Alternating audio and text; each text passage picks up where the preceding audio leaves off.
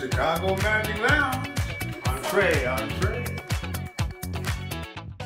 So the 1962 Cadillac hearse was there. I said, that's it right there. And I bought that hearse. I went to the South Side and I got a group, they called them the Midnight Auto Boys. When we would pull in front of the club, the doors would open up, fog would roll out, and I would step out and walk to the club. And they were like, what? That's so iconic. Welcome to MATCHA with MOCHA. We're here at the Magic Lounge to interview the Spellbinder. Walter is a self-taught illusionist and the first African-American magician to perform in Las Vegas and Atlantic City. For nearly 4 decades, he's wowed crowds with one-of-a-kind blend of hip-hop, theater, and jaw-dropping illusions. His viral tricks have racked up over 30 million views, and today he's here to leave us spellbound. Thank you. Thank you. It's a pleasure to be here. My style differs from other magicians because it actually was built from performing in the dance clubs of Chicago back in the 80s and 90s. My main club was called The Fantasy back in the day. And what I loved about it was their dance floor was big enough to do large-scale illusions. In those days, they've never seen a magician come into a dance club.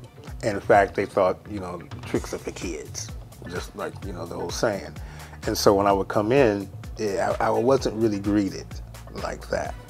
So I had to do certain things to really draw the attention. The music that they were dancing to, I would use whatever music that spoke to me and I would create magic to it. And in the beginning, I didn't talk at all in my act. In fact, I had a 45-minute show, just all music.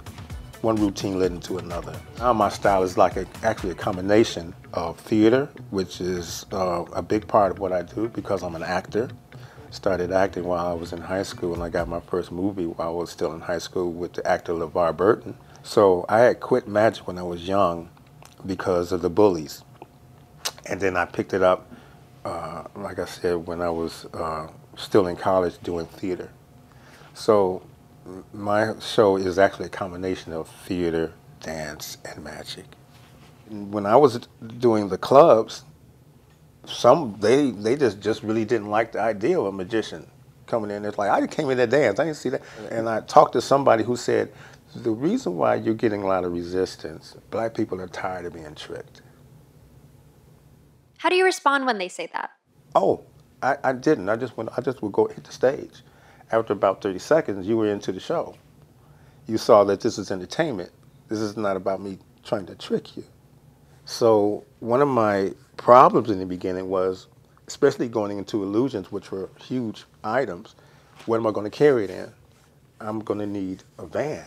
But I was worried because my friend, who was an illusionist, professional illusionist, he was getting broken into a lot. So the 1962 Cadillac hearse was there. I said, that's it right there. I went to the South Side and I got a group, they called them the Midnight Auto Boys. We put gangster white wall tires on it, red satin curtains, and my name on the side. And when we would pull in front of the club, the doors would open up, fog would roll out, and I would step out and walk into the club. And they were like, what? You pimped out a hearse? That's so iconic. The blue metal flake would be blue in the morning, but at night, as it rolled through, it would scintillate different colors. Oh, the kids on the block, they would play games and walk to the hearse, and they would walk over and somebody would holler, I see something, they would all run away, and they would do that all the time. My father said, focus on the middle of a problem. The middle of a problem, see? He was saying, since the ropes are uneven, get rid of the bad ends. So I was looking, I always tried that, but it never worked. But I found out if I could get these ends, see these two ends? If I can get them right here, I could fix that particular problem. So I always take the good ends, I would place those in the center. See? How did you make that into one rope? A lot of practice. The key to the imagination. Let's say that there's a little door right here. And I put the key in that door, open it, and I look what's inside. is always jewelry in the realm of the imagination. I discovered you from a viral TikTok from a girl who had you at her birthday. Then saw you headline a sold-out show. 30 million views later, what was that experience like? And what did it open up for you?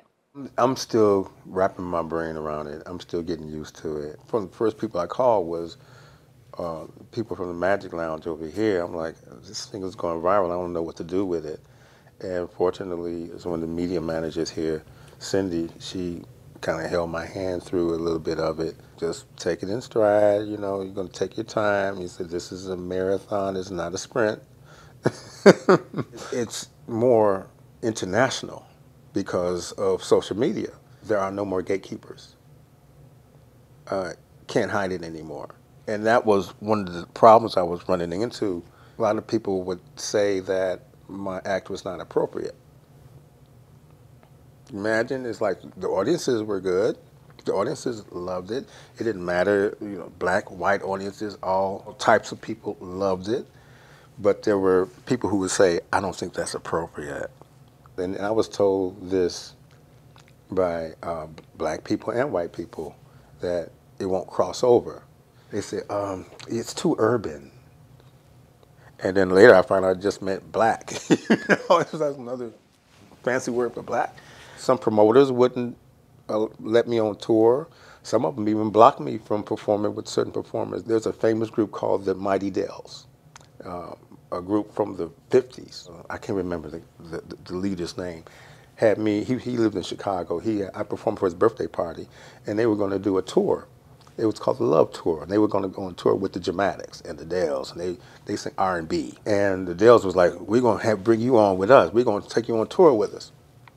And then there were some problems. And then he had me bring him another press kit. And then he was saying, I don't understand it. He said, we're having an issue with one of the producers. But I come to find out that this producer had worked on the David Copperfield tour. And he did not like the idea of a Black Illusionist. And so he went to the promoters of that, which was a radio station, and said that the Dells are breaching the contract by adding an act on and trying to bring it on tour. This is going to make us go over time. And so, and the Dells were like, well, it's not even coming out of your pocket. We're paying for it. And they blocked it. So this is what I'm saying. It's like there's no more gatekeepers. Like Magic Lounge, fortunately, coming here proved it. Over and over and over again, I get the same reaction. And somebody told me, they said, remember they used to tell you that your show wouldn't work for white people? You know how ridiculous that sounded? I was like, what are you talking about? When the lights go down and the audience leaves, what do you hope stays with them?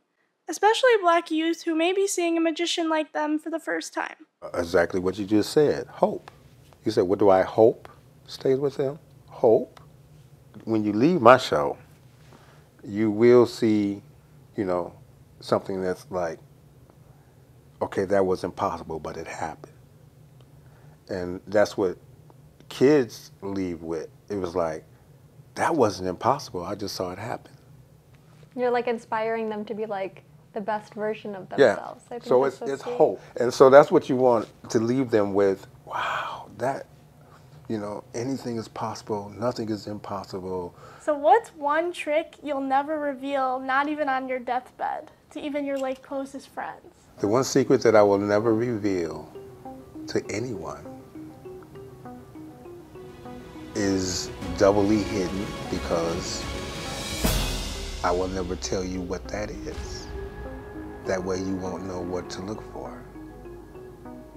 Ultimately, hopefully you will be able to come to see Diary of a Black Illusionist, because it will be returning in the fall, October through December.